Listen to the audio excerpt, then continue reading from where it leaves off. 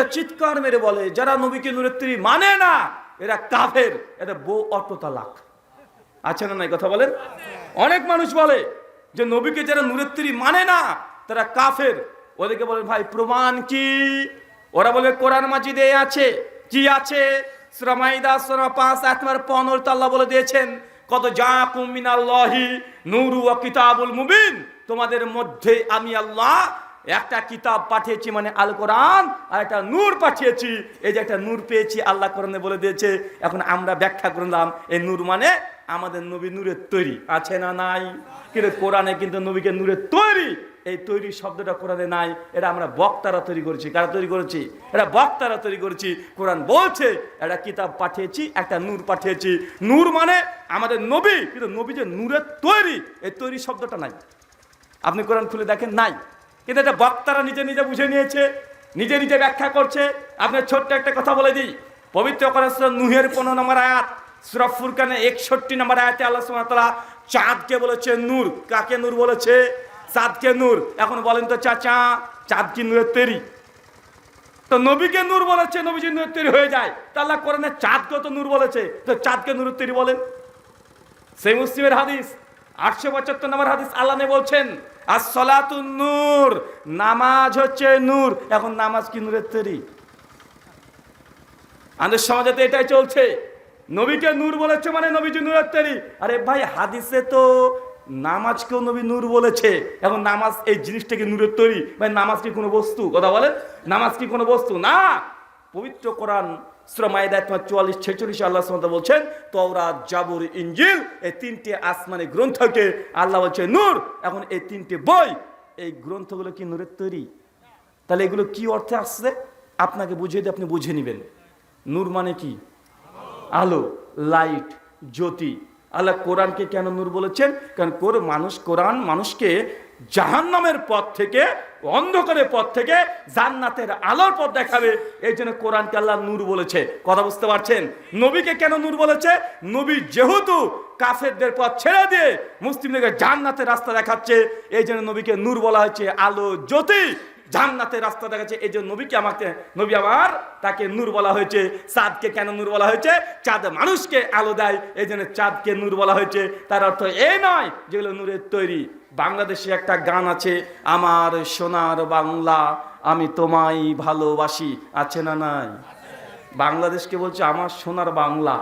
বাংলাদেশ কি সোনার তৈরি? তা আপনারা বলছেন যে আমার সোনার বাংলা, তার মানে এটা কি অর্থে? এটা রূপক অর্থে, মাজাজান, মেটাফরিক্যালি, এটা রূপক দিয়ে বোঝানোর জন্য বাংলাদেশের মহত্তা বর্ণনা করতে গিয়ে বাংলাদেশকে বলে আমার সোনার বাংলা। তার মানে এ নয় যে বাংলাদেশের রাস্তাঘাটে সোনা পড়িয়ে আছে, একটাও তো সোনা পাওয়া যায় না। ভাই আছে না নাই? কথা বলেন। কিন্তু বলছেন সোনার বাংলা, মানে এটা ভালোবাসার ক্ষেত্রে আপনি ব্যবহার করে থাকেন। নবীকে আল্লাহ নূর বলেছে এই জন্য যে নবী মানুষকে জাহান্নাম থেকে জান্নাতের রাস্তা দেখাচ্ছে, এই জন্য নবীকে নূর বলা হয়েছে। কিন্তু এক শ্রেণীর মানুষ বলছে না, মানব না, নবীজি সত্যিই নূরের তৈরি। আমাকে একজন ছেলে প্রশ্নোত্তর পর্বে কিছুদিন আগে বলছে একদম রেডি হয়ে এসেছে, আমাকে ধরবে আজকে। 4-5 জন বেঁধে চলে এসেছে, প্রশ্ন করছে, বলছে বলেন আমাদের নবী কিসের তৈরি? আর আমি তার প্রশ্ন শুনে বুঝতে পারছি বেটা ঝামেলা করতে এসছে। আমি তখন বলছি যে ভাইজান আমার নবী চিনির তৈরি। চিনির তৈরি মানে মিষ্টি। আমার নবী আমাকে চাই খুব মিষ্টি। আমার নবী চিনির তৈরি, সোনার তৈরি, হীরার তৈরি। তোমার নবী কিসের তৈরি? বুঝাই ঠিকঠাক উত্তর দেন। মানে ও ঠিক উত্তর পাইনি, মানে আমি মাটির তৈরি বলে দেবো আর সঙ্গে সে ঝামেলা পাকাবে। ভাই এমন মানুষ আছে না নাই? আমি এই জন্য ঘুরে বলেছি আমার নবী চিনির তৈরি। ভাই আমার নবী আমাকে মিষ্টি কি? মিষ্টি না মিষ্টি। আচ্ছা তুমি ভাই নবী চিনির তৈরি না মাটির তৈরি না পিতলের তৈরি না নূরের তৈরি না মাটির তৈরি, তুই এখনো এটা নিয়ে বসে আছো? আরে নবী কিসের তৈরি এটা গুরুত্বপূর্ণ নয়, বরং নবী কেন এই দুনিয়াতে এসেছে এটা গুরুত্বপূর্ণ। একটা উদাহরণ দিয়ে বুঝতে পারবেন। ধরেন আপনি আজকে বাড়িতে নাই, 3 দিনকার জন্য হচ্ছে আপনি বাড়ির বাইরে গেছেন, ঢাকাতে কাজে গিয়েছেন, 3 দিন বাড়ির বাইরে আছেন। থানা থেকে কিছু পুলিশ এসেছে আপনার বাড়িতে, এসে নক করেছে, ঠকঠক করেছে, অমুক আছেন বাড়িতে। আপনার স্ত্রী গেট খুলে বলছে না উনি তো নেই, উনি ঢাকাতে আছেন, 3 দিন পরে আসবে। এখন থানার পুলিশ তখন বলছেন যে ঠিক আছে আপনার স্বামী যদি বাড়িতে আসে বলবেন থানার অফিসার দেখা করতে বলেছে। এবং 3 দিন পর আপনি আসলেন, আপনার স্ত্রী গেট খুলে দিয়ে বলছে, শোনো থানা থেকে ওসি সাহেব এসেছিলেন, তোমাকে যেতে বলেছে। তো আপনি তখন কি প্রশ্ন করবেন আপনার স্ত্রীকে? এই আচ্ছা, এই পুলিশটা যখন এসেছিল উনি দেখতে কেমন গো, ফর্সা না কালো, এই প্রশ্ন করবেন? আরে পুলিশটা কি খেয়ে এসেছিল গো, ওই গায়ে কি ড্রেস ছিল, দেখতে কেমন, এই প্রশ্ন করবেন না? প্রশ্ন এটা করবেন যে পুলিশ কেন এসেছিল, পুলিশ কি খেয়ে এসেছিল, কেমন দেখতে, কত ফিট লম্বা, ওজন কত, কি পড়ে এসেছিল, ভাই এটা প্রশ্ন করবেন না? পুলিশ কেন এসেছিল এটা প্রশ্ন করবেন। কেন এসেছিল, তো নবী কি পড়ে এসেছিল, কিসের তৈরি, এটা গুরুত্বপূর্ণ নয়। নবী কি নিয়ে এসেছিল, এই মুসলিম উম্মাকে কি দিতে এসেছিল, কি আদেশ উপদেশ কি দেওয়ার জন্য এসেছিল, এটা হচ্ছে গুরুত্বপূর্ণ। আর মুসলিম উম্মা আমরা এই দিকে আমরা নাই। আমরা নবীজির বারে রবিউল আউয়াল যখন আসছে, যে সকল ঈদের সেরা ঈদ, ঈদে মিলাদুন নবী, একদম চিৎকার মেরে গোটা একদম বাংলাদেশে কোটি কোটি টাকা খরচ করছে, ডিজে বাজাচ্ছে নবীর প্রেমে, একদম ফানাফিল্লা, অত 350 জর্দা দিয়ে পাঞ্চি বচ্ছে। আছে না নাই কথা বলেন? এক ওয়াক্ত নামাজ পড়ে না, আবার বলছে আমি আশিকে রাসূল। আরে এমন ভাবে লাইনে নেমেছে, ও যে ঢেকুর তোলে, ওর মুখ থেকে মদের গন্ধ বেরোবে। এমন মানুষ আছে না নাই? এরকম মানুষ কম না বেশি? আরে এই মানুষই বেশি আছে। মসজিদে যদি 5 টাকা দাম দিতে বলে, একদম হাত মুখ কালো হয়ে যায়, কিন্তু ও এত বদমাস, মসজিদে টাকা দিতে চায় না, ঠিক মাজারে পীর বাবার কাছে ওরা ছাগল পাঠিয়ে দেয়। মানে মুসলমান জাতির কাছে মসজিদে গুরুত্ব নাই, মাজারের গুরুত্ব যত বেশি, মসজিদের গুরুত্ব এত নাই। নচেত আপনাদের এখানে মসজিদ নির্মাণ হবে, এত আপনাকে বলতে হবে কেন? আল্লাহ নবী তো বলছেন যে দুনিয়াতে একটা মসজিদ নির্মাণ করে দিবে, বাইতুল ফিল জান্নাহ, আমি আল্লাহ তাকে জান্নাতে ঘর দিয়ে দেবো। তো আপনাকে মসজিদ তৈরি করবেন আপনারা, নামাজ পড়বেন আপনারা, আপনার ছেলে পড়বে, আপনার গ্রামবাসী পড়বে, আর টাকা তুলতে হবে বাইরে থেকে হুজুর নিয়ে এসে, এটা আপনাদের জন্য লজ্জা। পৃথিবীতে কোনো ধর্মে নাই হিন্দুদের মন্দির তৈরি হয়ে যায় বড় বড়, কখনো দেখেছেন তার হরে কৃষ্ণ যখন নাম জপ করে তাদের ধর্মসভা হয়, তাদের কোনো ঠাকুর পণ্ডিত পুরোহিত মহারাজকে দিয়ে বলে যে ঠাকুর মশাই আমাদের এলাকায় একটা বড় মন্দির হবে, তো আপনি একটু আলোচনার মধ্যে একটু আমাদের কাছে টাকা তুলে দিবেন। কোন হিন্দু পণ্ডিতকে দেখেছেন? কথা বলেন। কোন খ্রিস্টানকে দেখেছেন? খ্রিস্টানরা করে না, কি তাদের গির্জা হয় কি হয় না? কোন হিন্দুরা করে না, তাদের মন্দির তৈরি হয় কি হয় না? মুসলমান আল্লাহর ঘরে মসজিদ হবে, আপনাকে ভিক্ষা চাইতে হয়, জোর করে আপনাকে চেয়ে নিতে হয়। মুসলমান জাতি আজ গোটা বিশ্বজগতে নির্যাতিত, আল্লাহর রাস্তায় এরা খরচ করতে হাতে সবচেয়ে কৃপণতা বেশি হয়ে যায়, আল্লাহর রাস্তায় খরচ করতে চায় না। আছে না নাই? আছে। 2 নম্বর পয়েন্ট, মুসলিম উম্মাহ কেন দলে দলে ভাগ হয়ে যায়, সেটা হচ্ছে উৎসগত ভিন্নতা। কি বললাম? উৎসগত ভিন্নতা মানে ধর্ম আমরা কোথা থেকে নিব? আমাকে হুজুর ধরতে হবে, না পীরের কাছ থেকে নেব, না কোনো ইমাম সাহেবকে নেব, না কোরআন হাদিস থেকে নেব? আমরা তো বলছি কোরআন হাদিস, কিন্তু মুসলিম উম্মাহ যখন ইসলাম থেকে মানতে চাই, তেমন কি আমরা এই কোরআন সুন্নাহ থেকে দলিল নিতে চাই, না আমার বড় হুজুর এই কথা বলেছে আমরা এখান থেকে দলিল নিতে চাই? কোনটা আছে সমাজে? কথা বলেন, কোনটা আছে? কোরআন হাদিস আমরা দেখতে চাই না, যে না কোরআন সে কি আছে দরকার নাই, আমার বড় হুজুর উনি কি কম জানেন নাকি, আমার হুজুর বলেছে মানে এটাই ঠিক। আছে না নাই? উৎসগত ভিন্নতা। আল্লাহর নবীর মৃত্যু 83 দিন পূর্বে, কতদিন পূর্বে? 83 দিন পূর্বে বিদায় হজ্জের ভাষণ হয়েছিল। আল্লাহ নবী হাজার হাজার লাখ লাখ সাহাবীকে সামনে রেখে একটা কথা বলেছিল, তারাকতু ফিকুম আমরাইন, হে আমার সাহাবী আমি তোমাদের মধ্যে 2টো জিনিস ছেড়ে গেলাম, এক কিতাব আল্লাহ, এক আল্লাহর কিতাব কোরআন মাজিদ, ওয়া সুন্নাতে রাসূলুল্লাহ, আর আমার সুন্নাত, এই 2টো আমি ছেড়ে গেলাম। যতদিন আঁকড়ে ধরে থাকবে তোমরা কখনো পথভ্রষ্ট হবে না। নবী বলে গেলেন কি, কোরআন ধরে রাখো, হাদিস ধরে রাখো, তোমাদের মধ্যে কোনো মতভেদ হবে না, তোমরা পথভ্রষ্ট গোমরা হবে না। আর আমাদেরকে এখন বলা হয় না না খবরদার কোরআন পড়বেন না, কোরআন পড়লে গোমরা হয়ে যাবেন। আছে না নাই? কথা বলেন।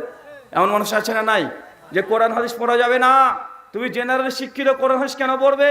আরে কোরআন হাদিস পড়লে তুমি গোমরা পথভ্রষ্ট হয়ে যাবে। হচ্ছে আল্লাহর নবী বলছে কোরআন হাদিস ধরে রাখলে তুমি পথভ্রষ্ট হবে না। আর আমাদের সমাজ আছে কোরআন হাদিস ধরলে নাকি পথভ্রষ্ট হয়ে যায়। মুসলিম উম্মাহ গোটা কোরআন যা বলছে তার উল্টো দিকে আছি। এটা হচ্ছে উৎসগত ভিন্নতা। ছোট্ট একটা গল্প বলি, এবার আপনি বুঝতে পারবেন। আমি যে দেশ থেকে এসেছি সেটা হচ্ছে ইন্ডিয়া, ভারত। ভারতবর্ষের যিনি সংবিধান রচনা করেছেন তার নাম হচ্ছে বি আর আম্বেদকর। কি নাম? B.R. আম্বেদকর। তিনি জাতে ছিলেন হিন্দু, আর জাত ছিল শূদ্র, মানে নিচু জাতের। কথা বুঝতে পারছেন? এটা হয়তো আপনারা অত বুঝতে পারবেন না। এই ব্রাহ্মণ, ক্ষত্রিয়, বৈশ্য, শূদ্র এগুলো বোঝেন? শূদ্র মানে নিচু জাত, মানে ব্রাহ্মণদের গায়ে যে টাচ লেগে যায়, ব্রাহ্মণরা মনে করে তারা অপবিত্র হয়ে গেল। ব্রাহ্মণরা যে পাত্রে পানি পান করবে, শূদ্ররা ওই পাত্রে পানি পান করতে পারবে না, এটা খেলে নাকি নাপাক হয়ে যায়। এটা হিন্দুদের মধ্যে এখনো বিদ্যমান আছে। তো ওই B.R. আম্বেদকর তিনি ছিলেন শূদ্র, মানে নিচু জাতের। সে বলছে, আমি যখন স্কুলে পড়তাম, আমার কোনো বন্ধু, যদিও তারা হিন্দু, তবু আমার বোতল থেকে পানি পান করতো না। আমি যে জায়গাতে বসতাম, আমার আশেপাশে বসতো না। আমি যে টিউবওয়েল থেকে পানি বের করতাম, ওই টিউবওয়েলে কেউ আমাদের হাত দিত না। এটা B.R. আম্বেদকর তার জীবনীতে লিখছেন। উনি ছিলেন হিন্দু। উনি যখন বড় হলেন, অনেক পড়াশোনা করেছেন, চিন্তা করেন, সংবিধান রচনা করেছেন, কম পণ্ডিত, অনেক পড়াশোনা করেছেন। তার একটা মুসলিম বন্ধু যখন হয়, মুসলিম বন্ধুর সঙ্গে কথা বলে, মুসলিম সে বন্ধু তাকে ইসলামের দাওয়াত দেয়, দাওয়াত পেয়ে ওর মনটা ইসলামের প্রতি আগ্রহ জন্মেছে। সে মনে মনে বলছে যে আমি এখন ইসলাম গ্রহণ করব। তাকে একটা কোরআন মাজিদ দিয়ে দেয়। সে কোরআন মাজিদ পড়ে, হিন্দু লোকটা B.R. আম্বেদকর। কোরআন পড়ে তার কোরআনের প্রতি ভালোবাসা দিন দিন বাড়ে, আরে মন চায় সে ইসলাম এখন গ্রহণ করবে। যখনই সে ঘোষণা দিয়েছে এখন আমি ইসলাম গ্রহণ করব, সঙ্গে সঙ্গে ভারতের আরেকজন সেই সময়কার বড় একজন নেতা, তার নাম হচ্ছে মহাত্মা গান্ধী। আমাদের ভারতের জাতির পিতা তাকে বলা হয়। বাংলাদেশের জাতির পিতা কাকে বলা হয়? শেখ মুজিবুর রহমানকে। আর ভারতের জাতির পিতা কাকে বলা হয়? মহাত্মা গান্ধীকে। মহাত্মা গান্ধী শেষে যেমন শুনতে পেয়েছেন যে B.R. একটা প্রশ্ন, আপনি কোন ইসলাম গ্রহণ করতে চাচ্ছেন, শিয়া ইসলাম না সুন্নি ইসলাম? এ প্রশ্ন লিখে পাঠিয়ে দিয়েছে। B.R. আম্বেদকরের কাছে যখন এসেছে, সময় পড়ে দেখছি সত্যি তো তাই। কোন ইসলাম গ্রহণ করবো আমি, শিয়া না সুন্নি? মুসলমানরা তো নিজের মারামারি করে, শিয়া না সুন্নি এটা নিয়ে। B.R. আম্বেদকর সংসার চলেছে দিল্লিতে, একটা মসজিদে গিয়েছে, শিয়া মসজিদ, গিয়ে বলছেন যে মৌলানা সাহেব, আমি তো ইসলাম গ্রহণ করতে চাই, তো কোন ইসলাম গ্রহণ করবে, শিয়া না সুন্নি? শিয়া মৌলবী তখন বলছে, কেন আপনি শিয়া ইসলাম গ্রহণ করবে? আরে শিয়ারাই এরা জান্নাতি, সুন্নিরা জান্নাতে যাবে না। এখন উনি আচ্ছা থেকে বুঝিয়েছেন তাকে। এখন বুঝ টুজ নিয়ে উনি বেরিয়ে চলে এসেছেন। তারপরে গেছেন আর একটা সুন্নি মসজিদে গিয়ে বলছেন যে আমি তো ইসলাম গ্রহণ করতে চাই, তখন কোন ইসলাম গ্রহণ করবো, শিয়া না সুন্নি? ওরা বলছে সুন্নি ইসলাম গ্রহণ করতে হবে, শিয়াদের ইসলাম গ্রহণ করা যাবে না। শিয়ারা আবু বকর, ওমর, উসমানকে কাফের মনে করে, আমাদের আয়েশাকে কাফের বলে, এরা কখনো জান্নাত যাবে না। এই কথা যখন বলেছে, তখন B.R. আম্বেদকর নিজে বিভ্রান্ত হয়ে গেছে। এখন কি করি, কোনটাকে গ্রহণ করি? ইয়ে বলছে ইয়ে জাহান্নামী, ও বলছে এ জাহান্নামী। আশ্চর্য, উনি অবাক, কি করবো এখন? উনি অবাক হয়ে গেছেন। এসে তিনি কয়েক বছর পড়াশোনা করে তিনি সিদ্ধান্ত দিলেন তিনি ইসলাম আর গ্রহণ করবেন না। তিনি নাস্তিক হয়ে গেলেন। কি হয়ে গেলেন? নাস্তিক হয়ে গেলেন। বৌদ্ধ ধর্ম গ্রহণ করলেন, নাস্তিক হয়ে গেলেন, ইসলাম গ্রহণ করলেন না। ভাই বলেন তো, B.R. আম্বেদকর ইসলাম গ্রহণ না করার পেছনে কারণ কি? মুসলিমদের মধ্যে কি মতভেদ। সেই সময় এই B.R. আম্বেদকর যদি ইসলাম ধর্ম গ্রহণ করে নিত, ভারতের মুসলমানরা বুক ফুলিয়ে বলতো যে ভারতবর্ষের সংবিধান যিনি রচনা করেছেন তিনি আমার জাত ভাই, তিনি একজন মুসলিম। B.R. আম্বেদকর মুসলিমদের দ্বন্দ্বের কারণে তিনি ইসলাম ধর্ম গ্রহণই করলেন না। এটা দুঃখজনক নয়? আপনি চিন্তা করেন তো, ধরেন এখন একটা মানুষ, একজন হিন্দু ছেলে, ও যদি মুসলিম হয়, ধর মুসলিম হয়েছে একজন হিন্দু ছেলে, মুসলিম হওয়ার পরে দেখা যাচ্ছে একজন আহলে হাদিস আলেমের কাছে মুসলিম হয়েছে, বা ডাক্তার জাকির নায়কের বক্তৃতা শুনে একজন হিন্দু সে মুসলিম হয়েছে। মুসলিম হওয়ার পরে সে নামাজ পড়ছে, আল্লাহু আকবার, একটা মসজিদে নামাজ পড়ছে। কয়েকদিন নামাজ পড়ার পরে দেখা যাচ্ছে মসজিদের ইমাম সাহেব, কি গো তুমি নাকি মুসলিম হয়েছো? জি হুজুর, আমি মুসলিম হয়েছি হিন্দু থেকে। ও তাই? তো তুমি বুকের উপরে হাত বেঁধে নামাজ পড়ছো কেন? এটা তো ওয়াহাবিরা করে, তুমি এইভাবে নামাজ পড়ছো কেন? এখন বলতে হিন্দু এই ছেলেটা কেবল মুসলিম হয়েছে 10 দিন হয়েছে, এখন ওয়াহাবি আর এই খারেজি, মুরজিয়া, গডজিলা, ও কি বুঝে? ও কিছু বুঝে কথা বলেন? ও তো আর বলে কি আমি তো মুসলমান, মুসলিম হয়েছি, কালেমা পরে মুসলিম হয়েছি ইসলামকে দেখে। এখন বুকের উপরে না নাভির নিচে ওকে বলছে এগুলো তো ওয়াহাবিরা করে। ও ভাই বিভ্রান্তির মধ্যে পড়বে কি পড়বে না? ও তখন ভাবছে আরে সব রাস্তায় কি করবো? মসজিদে ইমাম সাহেব বলছে দেখো তুমি মুসলমান তো হয়েছো, তবে জেনে রাখো মুসলমানের মধ্যে 4টে মাযহাব আছে, এই যে কোনো একটা মাযহাবকে মানতে হবে। কি মাযহাব? হানাফি, শাফি, মালিকি, হাম্বলি। 4 মাযহাবের মধ্যে এক মাযহাব না মানলে তোমার মুসলমান হওয়া না হওয়া দুটোই সমান। উনি বলছেন রে বাবা, তো জবর ফ্যাকরা রে ভাই, আমি হলো মুসলমান হিন্দু থেকে, এখন বলছে মাঝহাব না মানলে নাকি জাহান নামে চলে যাব। ও তখন ভাবছে তো ঠিকই আছে, নতুন হয়েছে অত বুঝে না। বলছে হুজুর তাহলে আপনি বলে দেন কোন মাঝহাব মানলে ভালো হয়। বলছে আমরা তো সবাই হানাফি মাঝহাব মানি। তাই তো যান আমাকে হানাফি মাঝহাবে ভর্তি করে নেন। ও এখন হানাফি হয়ে গেছে। ভাই আমি কাউকে কষ্ট দেওয়ার জন্য বলছি না, জাস্ট বলছি গোটা বিশ্ব জগতে মুসলিম জাতি যে দল নিয়ে যত ঝামেলা করছে তার পরিণতি শেষ পর্যন্ত কি হতে পারে দেখেন। এখন ওই হিন্দু ছেলেটা এখন হানাফি হয়ে গেল। এখন হানাফি স্টে নাবির নিচে হাত বেঁধে নামাজ পড়ছে, আস্তে আমিন বলছে, 20 টাকা তারাবি পড়ছে, ভালো কথা, কোনো সমস্যা নেই। এখন যখনই এইভাবে নামাজ পড়তে শুরু করে দিয়েছে, একদিন ইমাম সাহেব খুতবা দিচ্ছেন, খুতবা শুনেছেন। আর একদিন এনাতুল্লাহ আব্বাসী হুজুর আছে না বাংলাদেশে, গিয়াসউদ্দিন তাহিরি একটা হুজুর আছে না, আলাউদ্দিন জিহাদি একটা হুজুর আছে না, এখন ওরা বক্তৃতা শুনছে মোবাইলে, এখন ও তো জানে না, ও ভাবছে এটা হুজুর, হুজুর মধ্যে এত ভাগ বুঝে, ও তো বুঝে না। ও তখন ধরেন গিয়াসউদ্দিন তাহিরি বক্তৃতা ভালো লাগে, ওই চালিয়ে দিয়েছে, শুনছে আর বলছে শোনেন, যারা নবীজিকে নূরের তৈরি মানে না তারা কাফের, কাফের, তার 14 গোষ্ঠী কাফের। ওই নতুন মুসলমান হচ্ছে নমুসলিম ছেলেটা ভাবছে কিরে ভাই, আমার মসজিদে হুজুর তো বলল নবীজি আমার মাটির তৈরি, নূরের তৈরি বলা যাবে না, কিন্তু এই হুজুর এত বড় হুজুর, লাখ লাখ মানুষ তারা ফলোয়ার, ও বলছে নবীকে নূরের তৈরি না মানলে আমি কাফের। ও আবার বিভ্রান্ত হবে কি হবে না, বিভ্রান্ত হচ্ছে কি হচ্ছে না। এইভাবে মুসলমান নতুন যারা হচ্ছে তারা বিভ্রান্ত হয়ে যাচ্ছে। ও তখন বুঝলো আচ্ছা ঠিক আছে, কি করা যায়, একটা কিছু মেনে নিয়েছে যে না ঠিক আছে নবীজিকে মাটির তৈরি মেনে নিলাম, কারণ আমাদের হুজুর ইনি অনেক বড় হুজুর, মেনে নিয়েছে, ঠিকঠাক আছে। কিছুদিন পর তাবলিগ জামাতের ভাই এসেছে, এসে কি গো শুনলাম তুমি নাকি নতুন মুসলমান হয়েছ। জি হুজুর আমি হয়েছি নতুন মুসলমান। তো শুধু নিজে মুসলমান হলে হবে, আরো মানুষকে তো দিনের দাওয়াত দিতে হবে, মসজিদে শুধু নিজে নামাজ পড়ে নাজাত নিলে হবে, বাইরেকার আরো মানুষ আছে না, মুসলিম আছে না, তাদেরকে ইসলামে দাওয়াত দিয়ে ইসলামে দাখিল করতে হবে। এই দাওয়াতে তাবলিগ এটা করা ফরজ। চলেন এক চিল্লা দিয়ে আসে এবার। ও তখন বলছে ঠিকই তো বলেছে, আমি নিজে মুসলমান হলে তো হবে না, মানুষকে তো ইসলামের সত্য জানাতে হবে। ও তখন একদম জুব্বা হাব্বা পরে এক চিল্লা দিয়ে চলে গেছে, এক চিল্লা দিয়ে আসছে, আশা করে হাতে তসবি মসবি নিয়ে বড় বুজুর্গ সেজে চলে এসেছে, এসে আবার নামাজ টামাজ পড়ছে এলাকার মসজিদে। কিছুদিন পর 2-3 দিন পর আরেকজন ব্যক্তি বলছে কি গো তুমি নাকি তাবলিগ কে গিয়েছিলে। হ্যাঁ গিয়েছিলে, কোন তাবলিগে, সাতপন্থী না জুবারপন্থী আছে না নাই কথা বলেন। এখন ঢাকাতে যে টুঙ্গির ইস্তেমা চলছে, কাদের চলছে এটা, এটা জুবাইরপন্থী তো তাবলিগ জামাতের ইস্তেমা চলছে, কিছুদিন পর সাতপন্থীর হবে। তাবলিগের মধ্যে আবার দুটো ভাগ আছে না নাই, ভাগের পর ভাগ, ভাগ হয়ে যাচ্ছে মুসলমানের মধ্যে। একটুবার শুনছে যে চরমনা পিসের বক্তৃতা, চরমনা পিসের দেখা যায় চিৎকার মানে বলছে শোনেন, আরে এত নামাজ যা তো আছে আছে, তরিকতের রাস্তায় না আসলে কোনো মুসলমান মুসলমান হতে পারে না। জেনে রাখেন যার পীর নাই তার পীর শয়তান, শয়তান শয়তান, পীর ধরা ফরজ। ও আবার বিপদে বলে কি রে ভাই, আরে প্রথমে মুসলমান হলাম, তারপরে সুন্নি হওয়া আছে, তারপরে আমাকে হানাফি বানালো, তারপর দেওবন্দি হানাফি, তারপর তাবলিগ জামাতি, তারপরে সাতপন্থী জুবারপন্থী, এরপরে বলছে তরিকা মানতে হবে, পীর না ধরলে আমি নাকি জাহান্নামে যাব। তো আমি এতগুলো কি করতে মানলাম, পীর না ধরলে যে জাহান্নামে যায়। ও বেটা আবার বিভ্রান্ত, এখন কি করবে, ওর মাথা তার কাজ করছে না। আরে কোথায় বললাম, আরে হিন্দু ছিলাম ভালোই ছিলাম, কোথায় চলে আসলাম আমি। আরে পুকুর থেকে সমুদ্রে ঝাঁপ মেরেছি, যত যাই তত গভীরতা দেখতে পাচ্ছি। একটু পরেই ও তো বলছে ঠিক আছে কি আর করব, পীর যখন ধরতে হবে ধরি। বলছে পীর এবার কিভাবে ধরবো, বলছে 4টে তরিকা আছে। কয়টা, 4টে, একটা চিস্তিয়া, একটা কাদারিয়া, একটা নকশবন্দিয়া, একটা মুজাদ্দেদিয়া। উনি তখন বলছেন যে আচ্ছা কোনটা মানবো।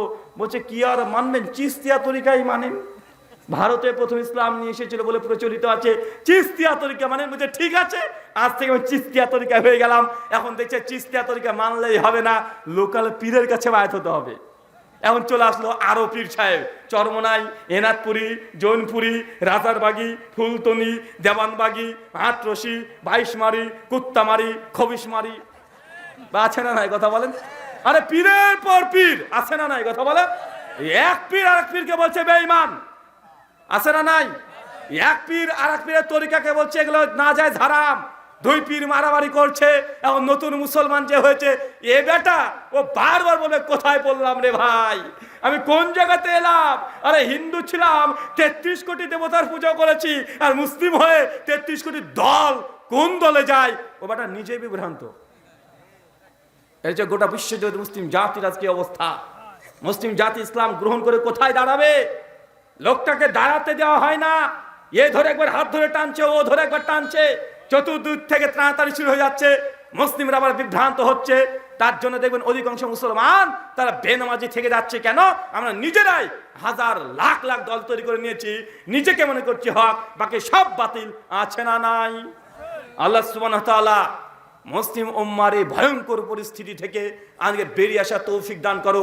সকলে পড়ি আল্লাহুম্মা আমিন। আল্লাহ সুবহানাহু ওয়া তাআলা আমাকে কি বললেন?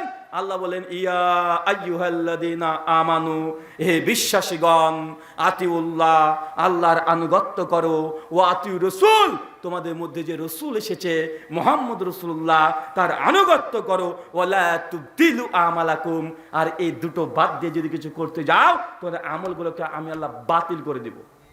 সূরা মুহাম্মদ আয়াত 33 আল্লাহ বলছেন, কি বলছেন? আল্লাহ যা বলেছে তাই মানো, নবী যা বলেছে তাই মানো, আর ইয়া বাদ দিয়ে নিজের মন মতো কিছু মানতে গেলে ওয়ালা তুবতিলু আমালাকুম, ওই আমলটাকে বাতিল করে দিব। আল্লাহ আমাদের কি বলেছে মানতে? আল্লাহর কথা, নবীর কথা। আর এ বাদ দিয়ে যদি তৃতীয় কোনো ব্যক্তির কথা মানি যেটা কোরআন হাদিসে নাই, আল্লাহ কি বলছেন? এই আমল যতই ভালো হোক না কেন, ওয়ালা তুবতিলু আমালাকুম, এই আমলকে বাতিল করে দিব। আপনি একটা উদাহরণ দিয়ে বুঝতে পারবেন। আপনি বলছেন, দেখেন হুজুর, এই যে ফরজ নামাজের পরে একটু মুনাজাতটা তো করি, একটু হাত তুলে মুনাজাত করছি, তো এটা খারাপ কি? এটা আল্লাহর কাছেই তো চাইছি, আমি কি দুর্গার কাছে চাইছি? আমি তো হাত তুলে যাচ্ছি, পা তুলি তো আর নাই, পা তুলে তো যাচ্ছি না, তো এটা ভালো জিনিস। কেন আপনারা বলছেন এটা বিদআত? কেন বলছে এটা করা যাবে না? কেন অনেক হুজুর বলছে এই হাত তুলে ফরজ নামাজে মুনাজাত করা যায় না? ভাই, মানুষের একটা আবেগময় প্রশ্ন আছে না নাই? চাচা কি করব? কোরআন যে এই কথাই বলছে, আল্লাহ যা দিয়েছে, নবী যা দিয়েছে তাই মানো। এরপর যতই আপনার কাছে ভালো হোক না কেন, আল্লাহ কোরআনে বলছে ওয়ালা তুবতিলু আমালাকুম, করলে এমনটা বাতিল হয়ে যাবে। উদাহরণ আপনাকে দিয়ে বুঝতে পারবেন। চাচা, প্রতিদিন আমরা ফরজ নামাজ কত রাকাত পড়ি? ফরজ কত রাকাত? 17 রাকাত। সে হানাফি বলেন, শাফি বলেন, আর আহলে হাদিস বলেন, সবাই তো 17 রাকাত পড়ি, তাই না ভাইজান?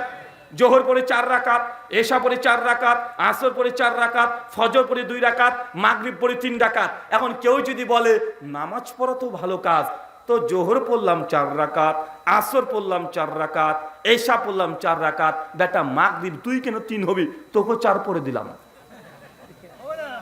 কেন হবে না? নামাজ পড়া ভালো কাজ যে চাচা, নামাজ পড়া ভালো কাজ না? কেউ যে মাগরিবের নামাজ ইচ্ছা হতো 4 রাকাত পড়ে দেয়, আর রুকুতে গেছে ঘন্টা ধরে যে 1 রাকাত বেশি পড়ছি। আমার আজকে অনেক সময় ও যদি 1 রাকাত বেশি মাগরিব পড়ে দেয়, 4 রাকাত, নামাজ হবে না বাতিল হবে? শুধু বাতিল হবে না, গুনাহ হবে। ফেরেশতারা তাকে কি ফুল দিয়ে বরণ করবে না? একদম একদম হাত দিয়ে কবরের মধ্যে 4-6 মারতে শুরু করবে? কেন? কারণ তুমি আল্লাহর বিধানের মধ্যে বেশি করেছো।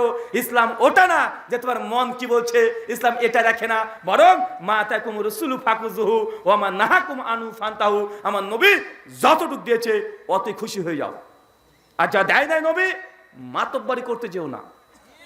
এটা ইসলাম। এখানে নবীর কথা চলে, আমার মতো হুজুরের কথার মূল্য 5 পয়সা মূল্য নাই। আল্লাহ সুবহানাহু ওয়া তাআলা আজকে এই কথা বোঝার তৌফিক দান করো। সকলে পড়ি আমিন। চাচা, আমরা যখন রুকু করি, 1 রাকাত নামাজে রুকু কবার করেন? একবার। সিজদা কয়বার করেন? 2 বার। এখন রুকু করা ভালো না খারাপ? আরো জোরে বলেন। রুকু করা তো ভালো কাজ, তাই না? এখন যদি কেউ মাতব্বরি করে বলে রুকু করা তো ভালো কাজ, সিজদা তো 2 বার দিই, আজকে রুকু পরপর 2 বার দিয়ে দিব। কেউ যদি 2 বার রুকু দেয়, তার নামাজ হবে না বাতিল হবে? শুধু বাতিল না, গুনাহ হবে। ঠিক একই বিষয় ফরজ নামাজের পরে আল্লাহ নবী দোয়া করতে বলেছে, যে বসে বসে মুসলিম উম্মাহ ইমামও একা একা দোয়া জিকির আজকার করবে। 35 খানা দোয়া জিকির আছে, মুক্তাদি একা একাই করবে, কিন্তু ওইখানে হাত তোলার কথা নাই। তাই আপনি যদি আবেগ দিয়ে করেন, হাতই তো তুলছি, আল্লাহর কাছে তো তুলছি, ভালোই তো কাজ, এইসব যুক্তি চলবে না। যদি এইসব কাজ এইভাবে করেন, ওই আমলটা বাতিল তো হবে, গুনাহ হবে। এটা নবী দেয়নি। কে দেয় নাই? নবী দেয় না, এটা আপনি তৈরি করেছেন। এটা গুনাহ নিশ্চিত হবে। নচেত কালকে গিয়ে মাগরিবের নামাজ 4 রাকাত পড়বেন। আচ্ছা, বাথরুম ঘরে কেউ কেউ পেশাব ফিরতে যান, দোয়া আছে? কি করে দোয়া করেন চাচা? হাত তুলে করে নেন নাকি? কেন, ওটা দোয়া না? আপনি যে বলছেন দোয়া মানে হাত তুলতে হবে, আরে হাত তুলে নিলে কেমন হুজুর হয়ে গেল? তো পায়খানা করে ঢোকার সময়তে কঠিন চাপিয়েছে, আর যে একদম ধরবেন একদম মুনাজাত। কেন, বাথরুম ঢোকার আগে দোয়া আছে না ভাইজান? দোয়া কেন হাত তুলে করছেন না? বাথরুম থেকে বের হওয়ার দোয়া আছে না নাই? কেন হাত তুলে করছেন না? মসজিদে ঢোকার দোয়া আছে না নাই? কেন হাত তুলে করা হয় না? মসজিদ থেকে বের হওয়ার দোয়া আছে না নাই? কেন আমরা হাত তুলে করছি না? বাজারে ঢোকার দোয়া আছে না নাই? হাত তুলে কেন করি না? জুতো পরার দোয়া আছে না নাই? কেন হাত তুলে করছি না? পোশাক পরার দোয়া আছে না নাই? কেন করছি না? গাড়িতে ওঠার দোয়া আছে না নাই? কেন আপনি হাত তুলছেন না? আপনার যা উত্তর আমাদেরও তাই উত্তর। আপনি কোথায় বলবেন যে এসব জায়গাতে আল্লাহ নবী শুধু মুখ দিয়ে জিহ্বা নাড়িয়ে দোয়া পড়েছে, হাত তুলে নাই, ইমামকেও ডাকে নাই। ভাইজান, আল্লাহ নবী ফরজ নামাজের পরে এইভাবেই দোয়া করেছেন, জিহ্বা নড়িয়ে নড়িয়ে পড়েছেন, হাত দিয়ে তসবিহ গুনেছেন, কিন্তু হাত তুলে ইমামের সঙ্গে দোয়া করে নাই। তাই এটা করা যাবে না। আর যদি বলেন না করবো, তো বাথরুম ঘরে ঢোকার আগে করে নিয়েন একবার, মসজিদ ঢোকার একবার করে নিবেন, পোশাক পরার আগে একবার করে নিবেন, গাড়িতে ওঠার জন্য একবার হাত তুলে দোয়া করবেন, গাড়ি চলে যাবে। গাড়িওয়ালা এসে পা ধোয়ার আগে এক দোয়া করতে শুরু করে দিবেন। সবাই যে দোয়া করে ঢুকতে শুরু করে, ভাই গাড়ি থাকবে না, চলে যাবে। ও বেটা তো নিজের গতিতে চলবে। এখানে আবেগ কাজ চলে না। কেন? ইসলাম কমপ্লিট কোড অফ লাইফ। ইসলাম কমপ্লিট হচ্ছে নবীর মাধ্যমে। আমার আপনার এখানে কোনো কিছু ঢোকানো, কোনো বিয়োগ করা আমাদের এক চিহ্ন অধিকার নেই। কেউ যদি মাগরিবের নামাজ 3 রাকাতে যে 2 রাকাত নামাজ পড়ে সালাম ফিরিতে বাড়ি চলে আসে, ইচ্ছাকৃত নামাজ হবে? 2 রাকাত পড়েছে, 2 রাকাত কি হবে? হবে? আর একটু জোরে বলেন তো।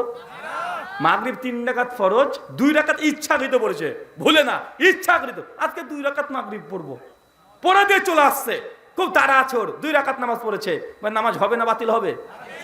2 রাকাত পড়েছে, এর কিনে কি হবে? হবে না, বরং গোনা হবে। কেন?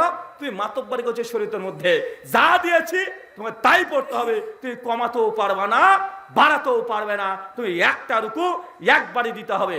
আচ্ছা, কেউ মুয়াজ্জিন আছেন এখানে? মুয়াজ্জিন আজান দিতে পারেন কি? একজন হাত তোলেন তো। মাশাআল্লাহ, অনেকে আছেন। আচ্ছা, আজানের শেষ বাক্য কি হয়?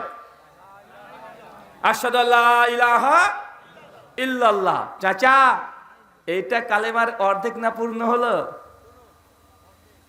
কালেমার শাহাদাতের অর্ধেক হলো না পূর্ণ হলো, সম্পূর্ণ হলো? এটা তো অর্ধেক। আশহাদু আল্লা ইলাহা ইল্লাল্লাহ, এরপরে কি আছে? ওয়াশহাদু মুহাম্মাদান আবদুহু ওয়া রাসূলুহু, আছে না নাই? তো আপনি আজানের মধ্যে যদি এখন মাতব্বরি করেন, আরে সর্বনাশ, এতদিন ধরে আমরা আজানের মধ্যে অর্ধেক কালেমা পড়ছিলাম। কালেমা পড়া তো ভালো কাজ, নবীর প্রতি কালেমা পড়া তো ভালো কাজ। এখন কেউ যদি কালেমার মানে আজানের শেষে মাতব্বরি করে এই আশহাদু আল্লা ইলাহা ইল্লাল্লাহর পরে ওয়াশহাদু আন্না মুহাম্মাদান রাসূলুল্লাহ এই শব্দ যোগ করে মসজিদে আজান দেয়, ওকে মুয়াজ্জিন হিসেবে রাখবেন কেন রে ভাই? কালেমা পড়া ভালো কাজ না খারাপ কাজ? এখন কেউ যদি বলে রে লোকগুলা তো কালেমার শত্রু, এ তো কালেমা সম্পূর্ণ পড়তে দেয় না, আপনি কি বলবেন? আরে ভাই, হাদিসে তো এইভাবে আসে নাই। আরে আজান তো এখানে শেষ হয়েছে অর্ধেক কালেমাতে, তো আপনি অর্ধেক কালেমাতে শেষ করতে হবে। ভালোবাসা দেখে, আবেগ দেখে যদি গোটা কালেমা আজানেও লাগিয়ে দেন শেষবারে, বা আজান হবে না বাতিল, নেকি হবে না গুনাহ হবে। তাই এটুক যদি বুঝেন, এই ফরজ নামাজে পড়ে বুঝতে এত কঠিন আপনার কাছে?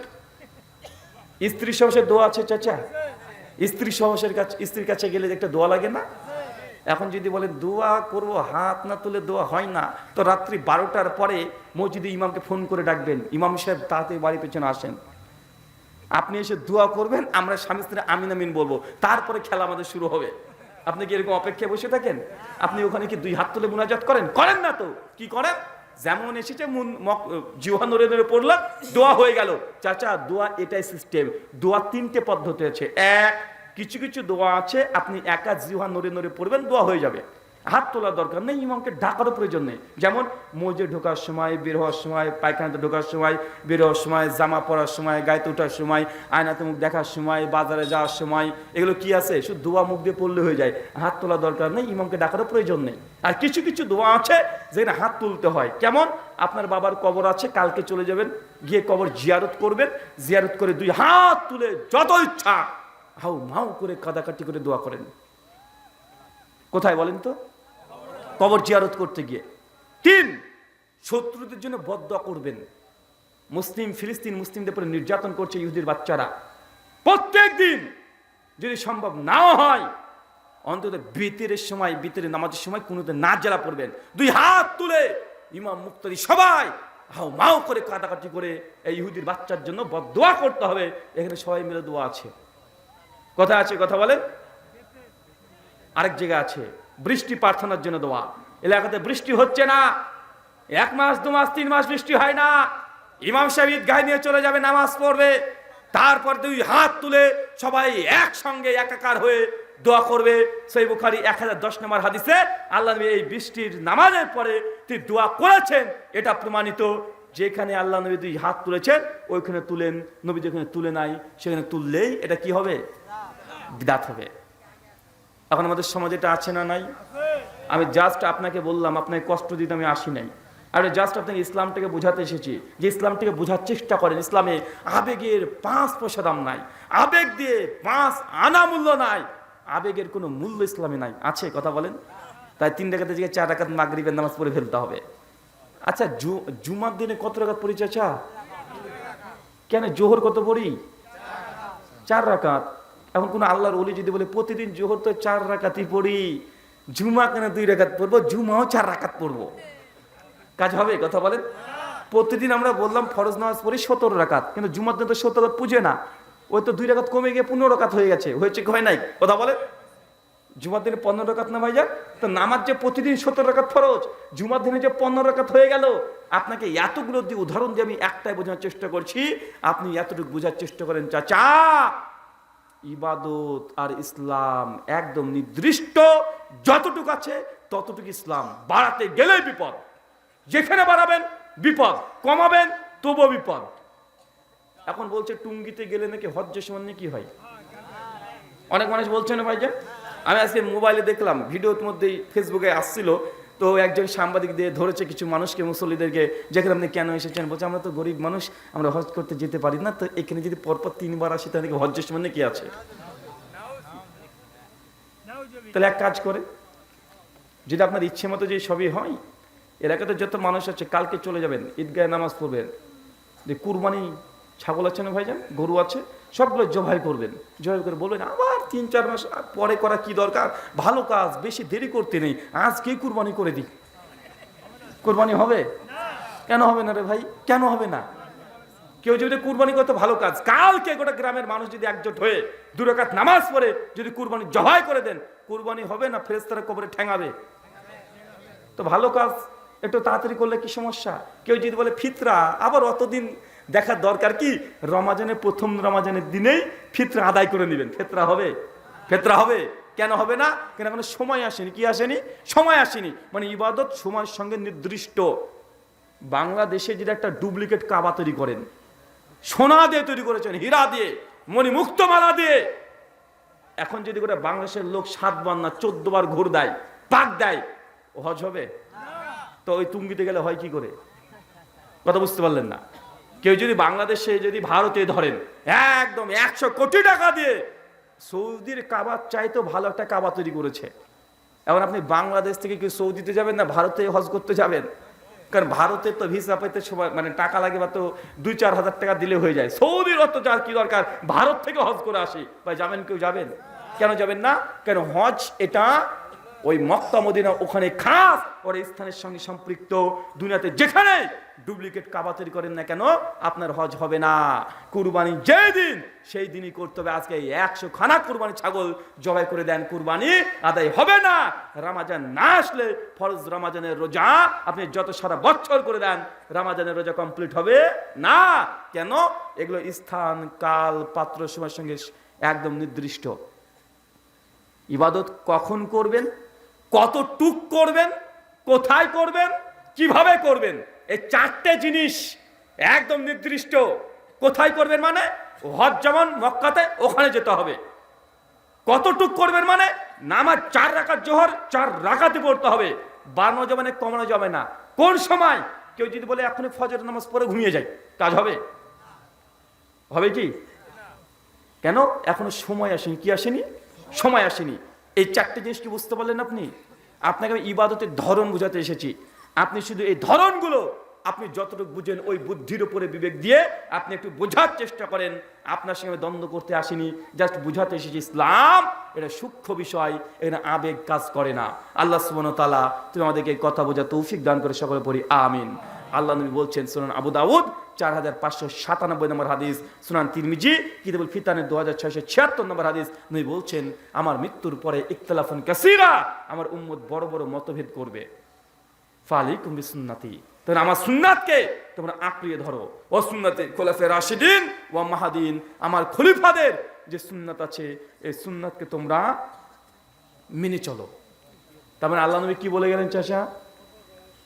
যে আল্লাহ নবী দুনিয়া থেকে চলে যাওয়ার পরে কি হবে? মতভেদ হবে। মতভেদ হলে কি করতে হবে? নবীর সুন্নাতকে মানতে হবে। কি করতে হবে? খোলাফায়ে রাশিদিনের সুন্নাতকে মেনে চলতে হবে। এটা হচ্ছে সমস্ত মতভেদকে ভেঙে দিয়ে একটা প্ল্যাটফর্মে আসার একটা উসুল।